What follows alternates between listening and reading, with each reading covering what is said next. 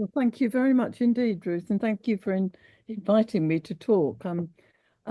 Really from a rather, in many ways, rather all over the place in some respects, because I wanted to reflect a bit on also my involvement in various struggles in Camden housing and related to housing, particularly in the 70s.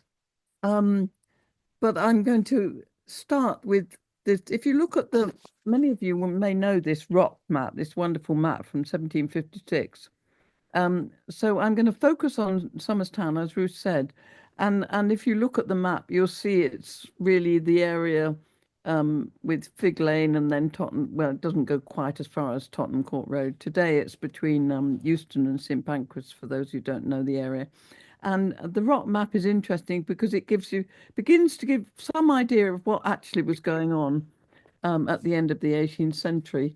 Given that in the north you can see the workhouse, and then all around what is now King's Cross, which was then the Brill, the smallpox hospital. Um, and I shall, as I go on, I'll give you a better idea of all the activities that actually were going on in the area. But perhaps the main one was building, which was beginning to encroach, coming from the south, as you can see here, before it gets to Lamb's Conduit fields as they were then. Um, so, why doesn't it? Sorry, I'm just trying to work out how I move my slides. Um, oh, oh, here we are. Sorry, got it. So, I mean, I think we can divide the historical stages in Camden's working class housing history at different stages. And the first, which is what I will begin with, goes from the 1780s to about 1830. And what we see then is a big change from what might be called artisan housing to wage labor housing that was built by wage labor. And the key difference really between that is that artisans were much more, in a way, self-employed on day rates, and whereas the wage labor was employed by the large contractors on hourly rates.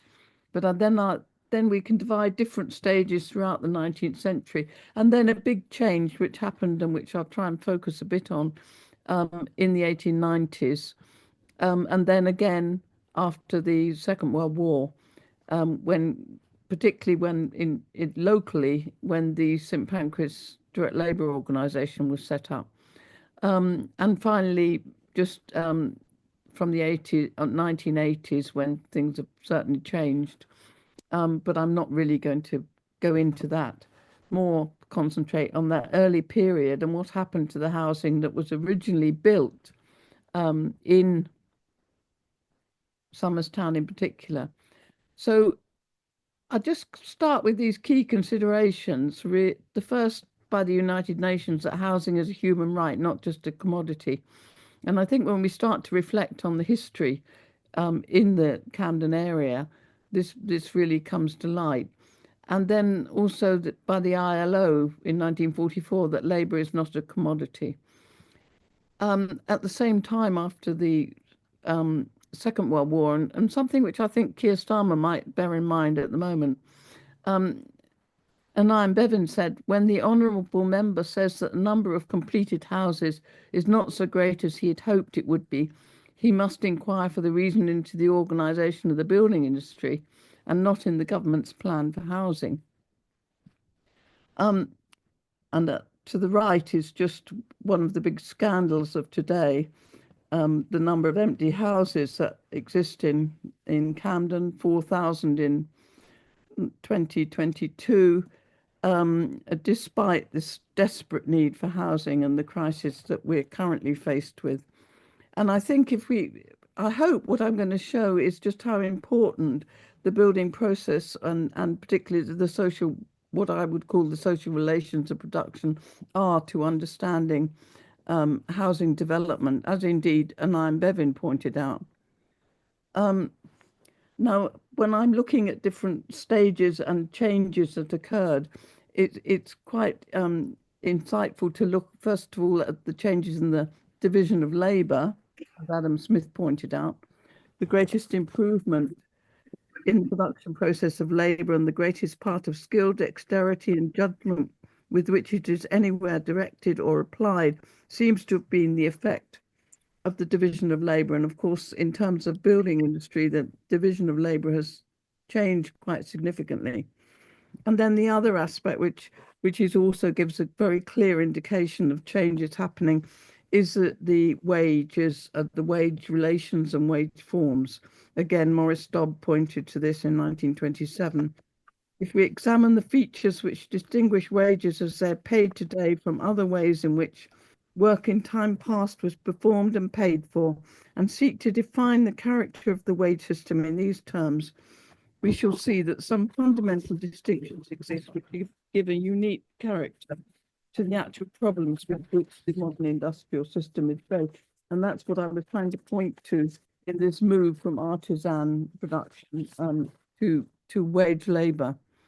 And you know, I've tried to again clarify what different stages represented and the characteristics of different stages here. But I'm not going to go into this in great length, but looking particularly at the form of the wage from the 16th to 18th century, with which the Statute of Artificers, of course, of the 16th century played a very key role, and including in regulating apprenticeships. And which depended on a much more measured day work and with what was called price books for different trades like bricklaying. The structure of apprenticeships, 7 years, and that was again under the Statute of Apprentices was regulated fairly carefully, and then the justices of the peace were responsible. And unfortunately, by the end of the 18th century, this whole system had begun to collapse. This covered the whole country, though. That was the important, I think, aspect of the Statute of Artificers, which was repealed at the beginning of the 19th century. And the division of labour was fairly carefully laid down, apprentices, masters, and then you became a journeyman. So that's to give you an indication of the stage we're at when Somerstown first began to emerge from the fields of St Pancras, which were farmed by, or so apparently farmed by Thomas Rhodes.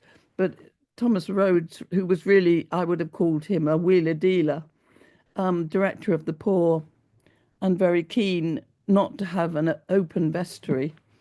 So if we look at this map here, it shows the division of the area by the different landowners. Lord Somers owning plot 1, and then Lord Southampton, Duke of Bedford, had a little plot to the north, as well as to the south, and the Brewers' Company and the Skinners' Company were the dominant landowners in the area.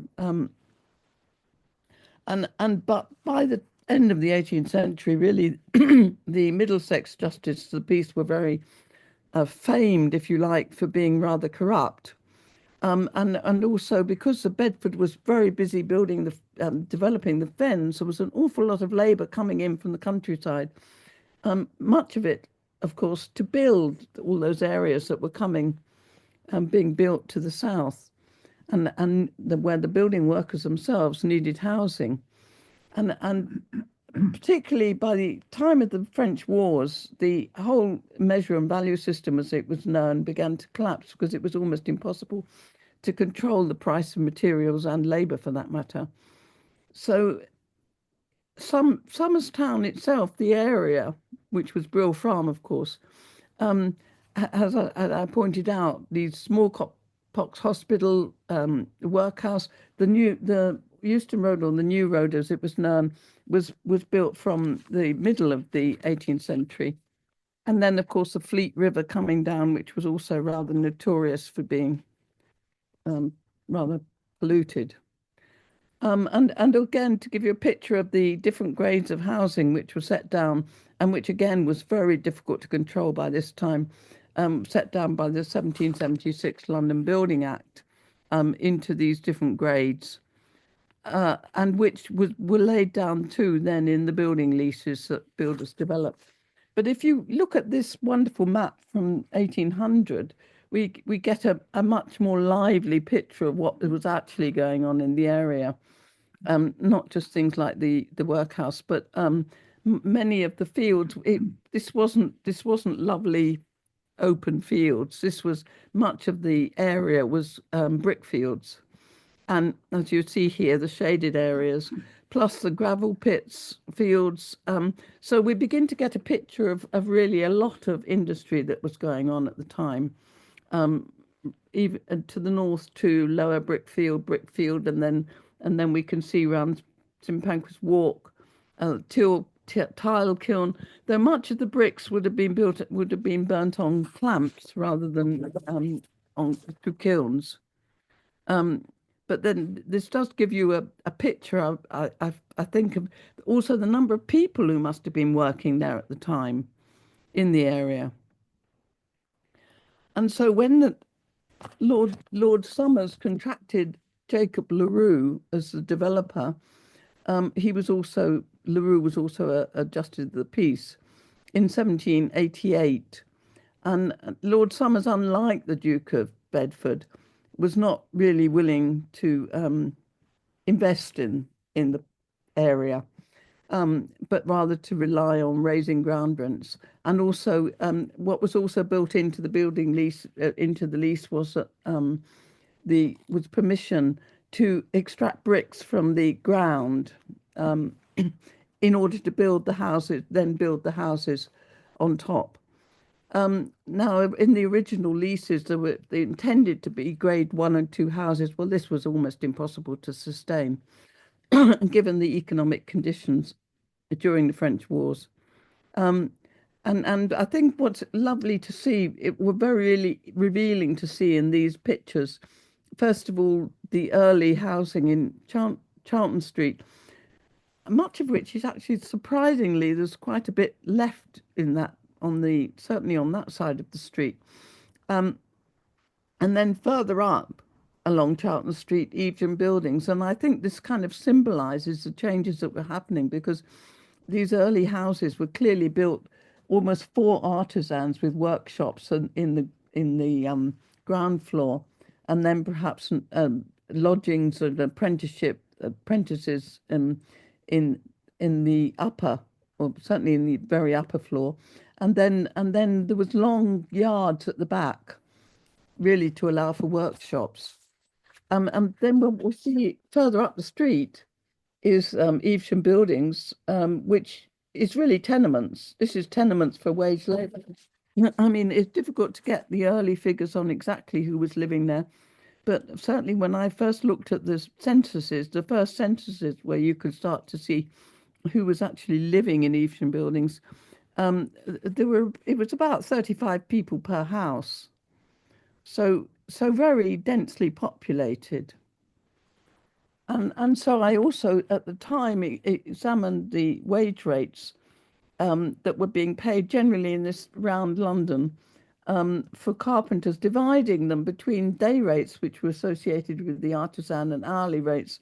And what was interesting to see was that those paid hourly rates gradually did rather better than the artisan, in terms, if you measured in terms of the hours worked.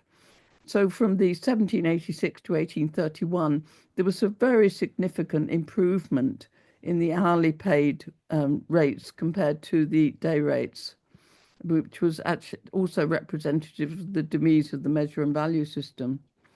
But this is, again, another wonderful map, 1799, which shows us clearly the developments in Somerstown. And you can see here in Charlton Street, on the west side, the long courts behind that were intended for workshops, and which in the original leases weren't supposed to be built on. But unfortunately, this picture didn't last for long. The idea was to have the polygon as the high point of the development at the end of Charlton Street. And what was interesting about the polygon was that it was contracted to build by Job Hoare, who took on 12 the lease to build 20 houses in 12 months, which was enormously different from if you think of those early houses in Charlton Street, which would be one or two, the builder would just be building one or two, to actually take on 20 houses, which started to represent the development of a contractor rather than a small builder or a small artisan builder. By 1793, there were many bankruptcies and an auctioning of the carcasses, the half-built houses. So this was beginning to collapse. The whole development was very much in a state of crisis, and a sale of 1794 of 300 of the houses built so signified in many respects a collapse of artisan production and housing. And what happened instead was permission given by Lord Somers to allow the builders to build behind these tenements and the houses, those early houses in Charlton Street. Originally, they weren't allowed to build any building behind the tenements, but then the leases gave full and free liberty to erect, build, and set up any erections or buildings whatsoever height behind the messages or tenements, and convert the same into dwelling houses. And here you see in these pictures some of the results of this free-for-all, which some of it, I mean, amazingly, Christopher Place still exists today. You can still see it if you walk down Charlton Street.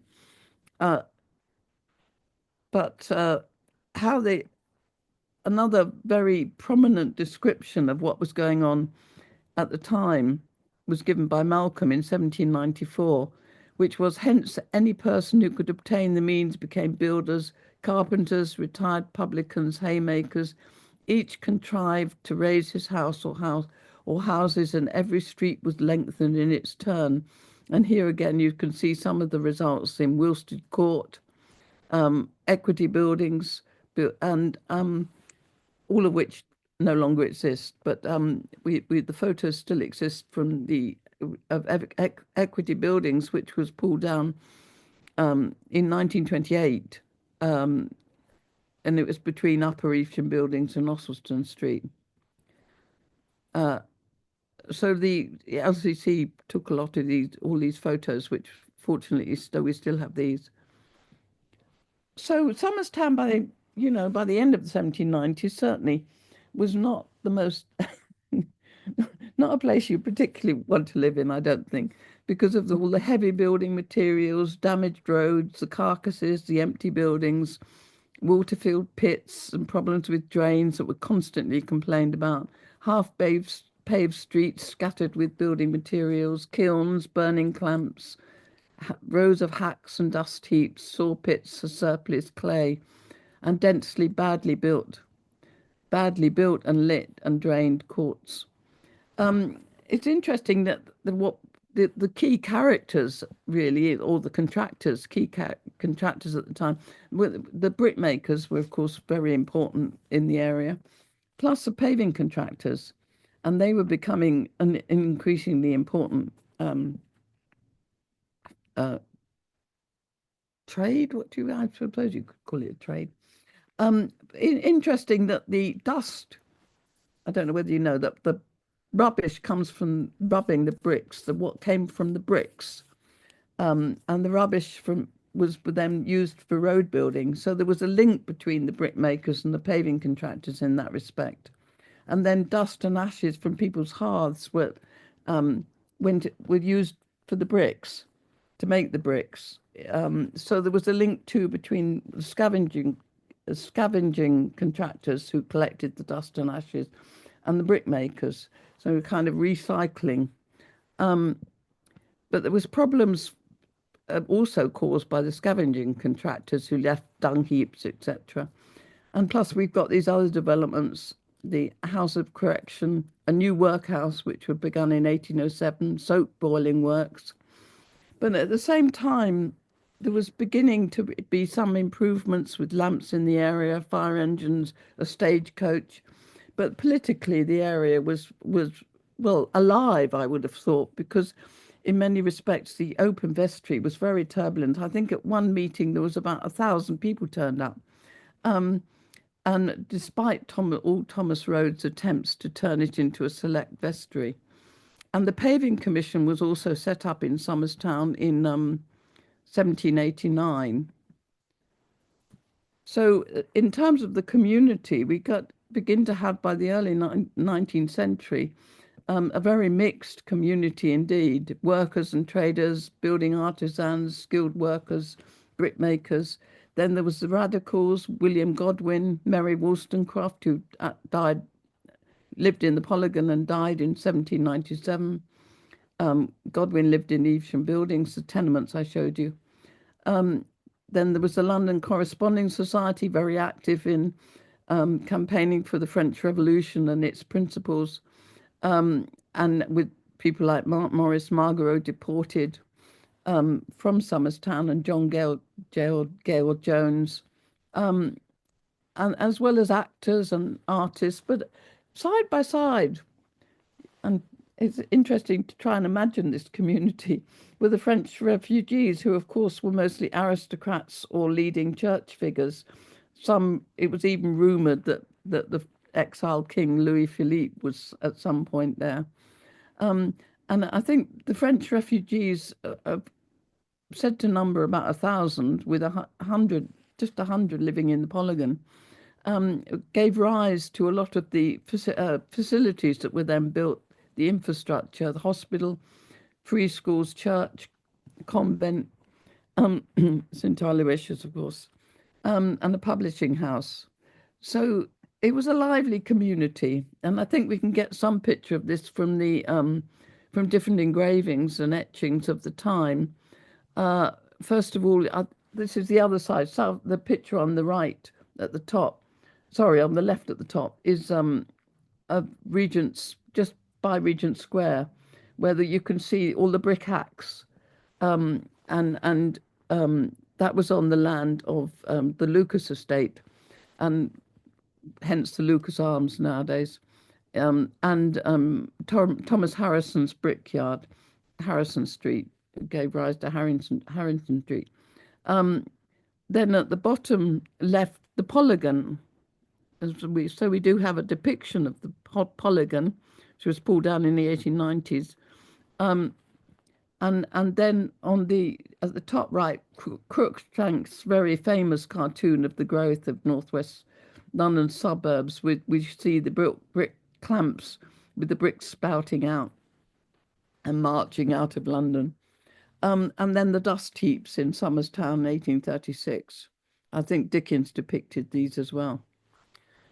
So to try and trace some of the developments, I needed to go to explore an awful lot of records. Somerstown, the Somers estate, which was where Somers' family was built Eastnor Castle, well, Lord Somers did, because he had great political ambitions. And so we spent a while in one of the wings of the castle looking at the records there, which were very revealing in many respects, because what you saw from the accounts was that the Somerstown rents, and particularly the brick rents, came to form an enormously important part of his income, as compared to agriculture and timber. And the other records that I looked at, local authority, of course, British Library, Greater London Record Office, Guildhall Library, and the Public Record Office. So this is all part, I guess you're familiar with the work of exploring archives. So here we have Somerstown at a slightly, well, the turn of the century, really. This is from 1800 to 1802. And again, still much of the area of Somerstown actually built up by now, apart from north of the Polygon, and the brickfields, but the brickfields still very prominent, particularly on the Southampton estate, and on the Brewers' land. And then somehow the whole development was rescued by someone called John Johnson, a very interesting character, called himself a pavior. And in fact, his son became Lord Mayor. So you begin to see that he was really a rather important character. He took over the leases to the north, which much of which is now rebuilt by the St Pancras Housing Association. And he was really a paving contractor. He paved much of Westminster. Interestingly, he also had a granite quarry in Dartmoor, on Dartmoor. So he would ship granite to he had a wharf in Westminster where he brought the granite and then paved the streets of Westminster and pulled up the pebbles from Westminster and planted them in Somerstown, because he had the paving contract for Somerstown as well. And they've just examining his turnover from paving contracts, which included really prominent areas around Westminster. His income his turnover was enormous, and really got bigger and bigger. So you could begin to see how important he was as a contractor. Some of the houses are still, well, the pub there, Lord Somers, is just about there. But much of the housing that he built has disappeared. But we still have these photos of some of it.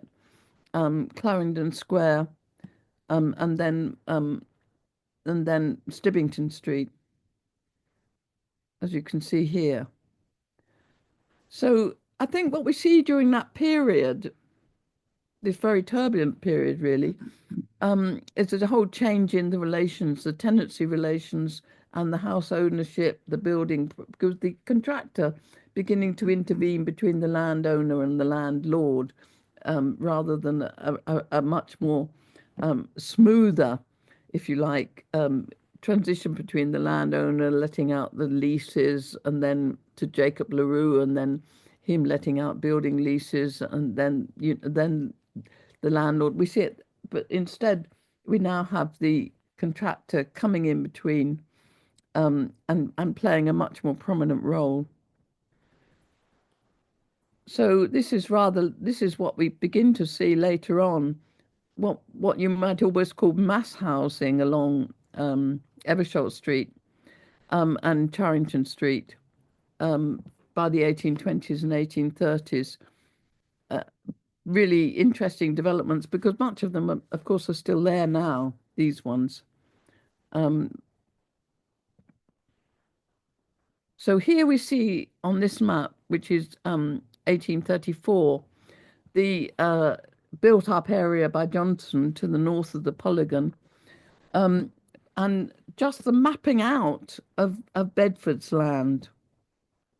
And I think that's particularly important to note, because of course it's now Oakley, what's it called, Oakley Gardens. But what Bedford was very keen to do was to make sure that nobody could go from his plot into Somerstown. So he was very intent on ensuring that there was the roads were such that it was very difficult to then go into Somerstown. And of course, Bedford then to the south built gates to try and stop this. This is all really summed up by Nash, John Nash, of the intent at the time.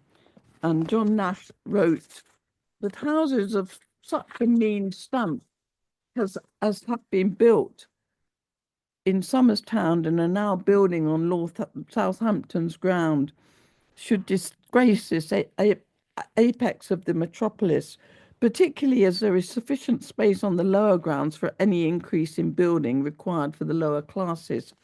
So he deliberately designed Albany Street as a boundary and complete separation between the streets and squares occupied by the nobility and gentry, and the narrow streets and meaner houses occupied by mechanics and the trading part of the community.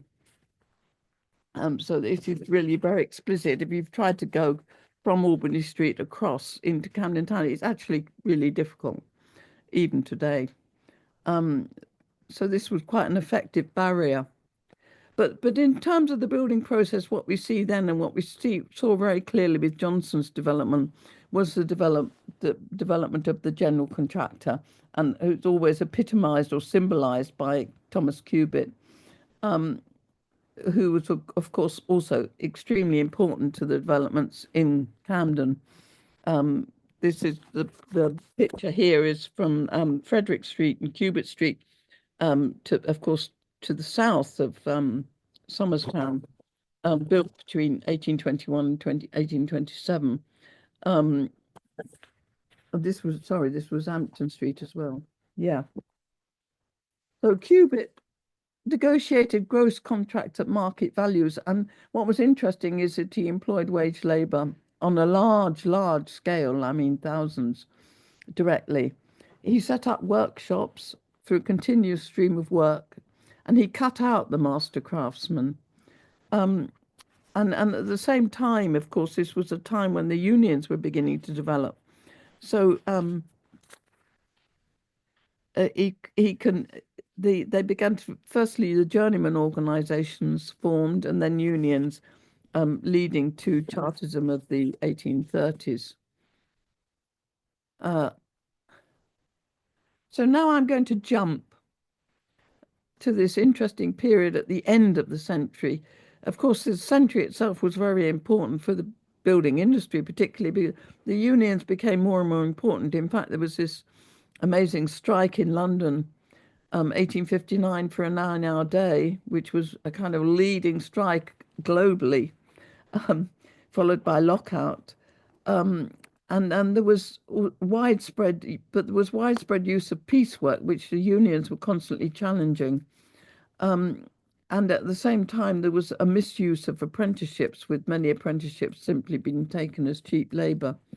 But at the same time, a mechanisation of material production, brick making, etc. So no longer the use of these clamps, but a very, very much big brick making factories as we see today, which have moved out as far as Peterborough now. And as far as working class housing, relying on the artisan dwelling companies for a big period, as you can see here in the Hillview estate, which was built 1891, at the end of the whole heyday of artisan building companies. And so now what is interesting is to see by the end of the century what was happening, or what had happened to all these early developments in Somerstown. And the first really important development in Somerstown was, of course, the Churchway estate, which was built on that all the slums. I mean, the important Booth did this survey of London and identified these areas of Somerstown, particularly around Charlton Street, as some of the worst slums in London. Alongside, of course, the really key area was the Boundary Street estate. But at the time of the Housing of the Working Classes Act of 1890, which changed the whole picture or was the beginning of council housing really in the whole country. And Churchway is one of probably the second most prominent council house developments in Britain. So, I mean, what's wonderful about Somerstown these days is, if you want to know about the history of council housing in Britain, you just need to walk around Somerstown, and you can see these wonderful examples from the 1890s. This is the first one. Through every decade. And this is really how far I mean, it's a point of discussion, the failed development of LaRue and what it led to, in fact, and firstly slums, and then to these council house developments, which at the time were very innovative, certainly the Churchway estate. And accompanying this was this was built by the LCC Architects Department, and which and was housed about 850 people under the Housing of the Working Classes Act. And at the same time, the LCC also developed its own works department. So it began to employ the building workforce that was needed. And this is one description by John Burns, who was a progressive MP in the 1890s, about the establishment of a works department by the county council was forced on us by contractors themselves. This was a time when there was a big campaign against contracting because of all the corruption that was involved. Their withdrawing of tenders and their systematic cornering of the council, the new department has completely revolutionised the old corrupt order of things. It has made the council independent of its public works. Contractors see the moderates being Tories, equivalent to Tories, policy of wrecking the department partially successful, and we see them beginning their old tricks again. So this was the beginning of direct labour, or what was known as direct labour organisations from the 1890s, which was brought on by the extremely bad housing conditions at the time, and the Housing Working Classes Act provided some kind of legal framework for intervention, and by the problems of the building industry itself with the ringing of contracts, and the emerging strength of unions at the time, employing under good, secure conditions in the face of growing unemployment in the private sector. So they had widely extended roles. I mean, I'm fascinated by this whole history. If we look at the area like Battersea, they were doing all their own building work, including and whatever, lots of manufacturing. But it really began from this time. The history dates back to this period, and the LCC Works Department played an increasingly important role. But was then attacked in the early part of the 20th century by the moderates, and who then went about sacking the 3,000 workers employed. So George Lansbury, famous progressive, said in 1910, "I'm pledged to work for the immediate re-establishment of the Works Department and the abolition of the present contract system that leads along the road to corruption. We shall employ our people direct, pay them proper wages, get a reasonable day's work for reasonable wages." So that was there we are by the beginning of the century. But then here, another absolutely wonderful example of council housing in Somers Town from the 1920s. And so again, this is all building over LaRue's early developments along Charlton Street, this time on the east side of Charlton Street.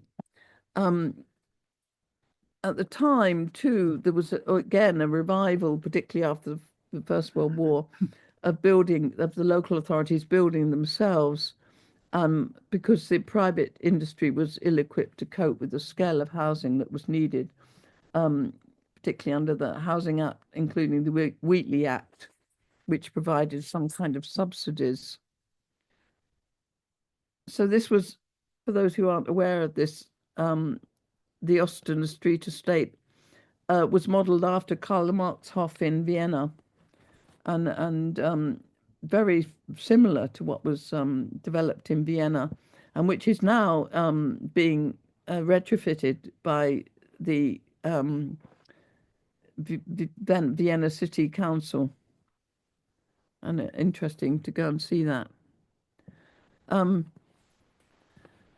And then what happened to Johnson's buildings? Well, look, you could see on the picture below, they were blown up in the 1930s because they were particularly, I mean, there was another picture which shows, just symbolises the bug infested houses, and then replaced by the St Pancras Housing Development Association developments.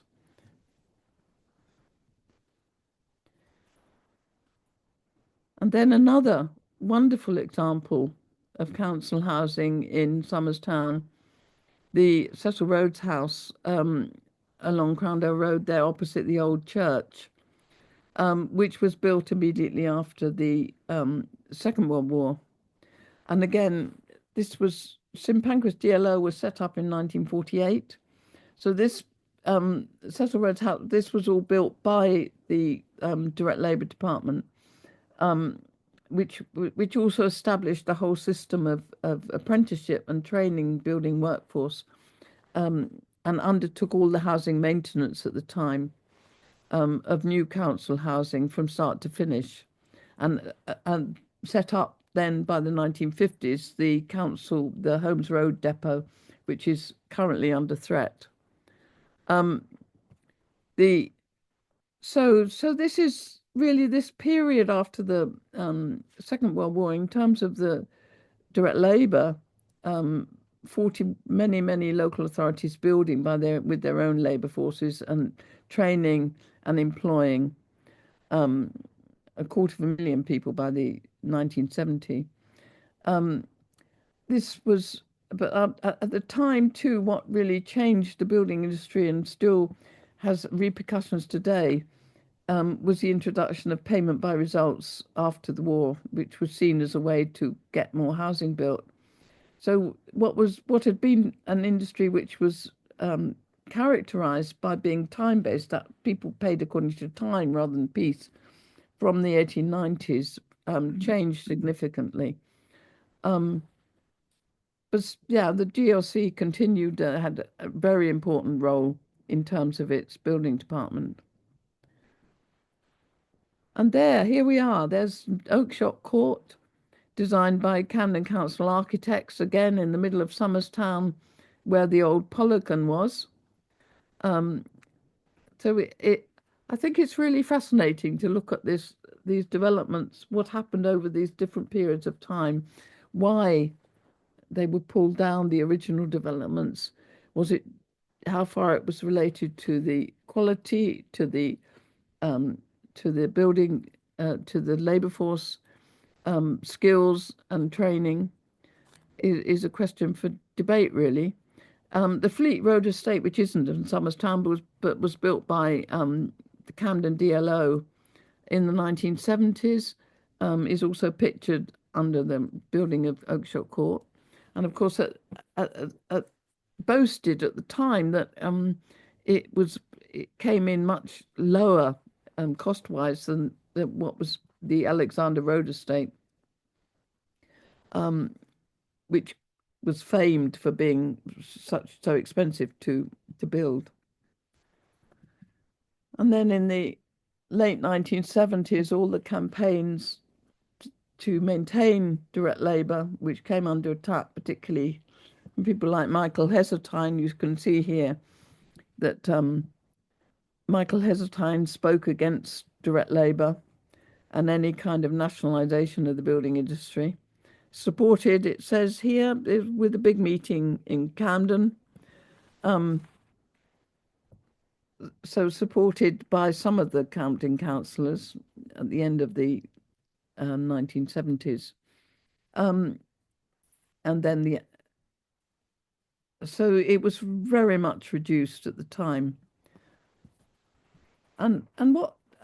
But what was also happening at the same time, very interesting, here we see a picture of John Mills, who many of you may remember, who's still alive today, of course, who was strongly in favour of compulsory purchasing housing that was really completely run down. And this is him fighting against an eviction of tenants in Burton Street, and then the council took over the whole of Burton Street, and also through what was known as the CPO campaign, other streets, including in Somerstown, Charrington Street, which at that time was heavily squatted. So again, we see through these campaigns a big movement towards more council housing, turning private housing, in this case, into council housing. So I'm coming to an end now. You'll be pleased. So I wanted just finish by saying, how is it possible now, today, if we think today, to address climate change and how we could possibly retrofit Camden Council housing?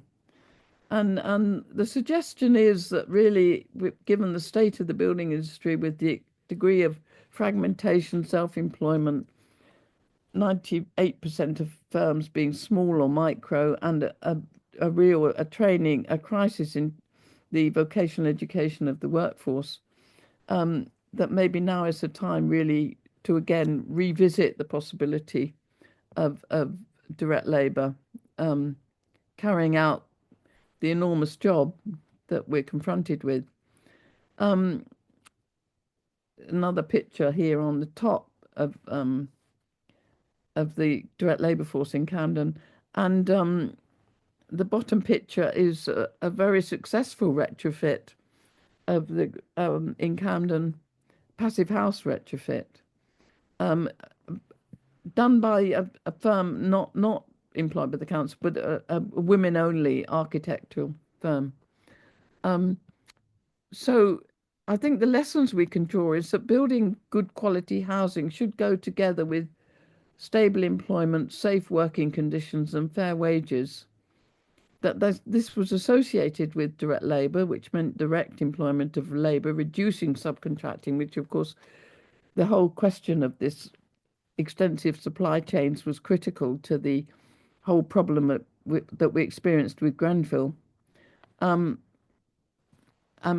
which also meant the DLO's high levels of union organisation and a lot of training, providing work experience, and employing a lot of women, including in Camden, and above all, politically accountable. So one could argue, I would certainly argue, that direct labour is vital to achieving large-scale retrofitting of housing, of council housing in Camden. So I'll finish on a more philosophical note with Bertolt Brecht and a picture of the direct labour force who built Stevenage, Newtown. Who built seven-doored Thebes in the books of the names of kings? Did the kings haul the rocks? And Babylon, many times destroyed, who built it up these many times? In which houses of golden gleaming Lima did the construction workers live? In the evening when the Chinese wall was finished, where did the masons go? The great Rome is full of triumphal arches. Who erected them? Why did the Caesars? Who did the Caesars? Well, thank you very much for listening to me. I'm finishing.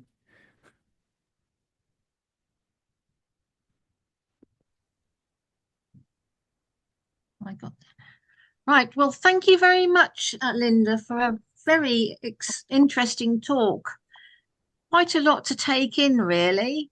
And I'm wondering if anyone has a question they would like to ask or some comments on. Where did you put your hand up? If someone, yes, I'd like to ask a question, please. Hazel? It is, yes. Linda, what was the address of the white building in your last picture, please? What is it? What is the address of it? Oh gosh, I'm not sure. It's a co-op, the housing cooperative. Yeah, but where? Oh, Where did you put your hand up? Honestly, I'm not sure. Oh, okay. It's easy enough to find out. I'm not sure either. Anybody else? Hello. Oh yes. Gary. Yeah. Thank you very much. Yeah, Linda knows me, so because I live in Islington now, but my family used to live in Somerstown. My granddad was born in Equity Buildings, funny enough, in 1892. But they then moved into other housing around there in Berkeley Street, which was demolished to build, which is now, well, it was South Camden. It was William Collins School.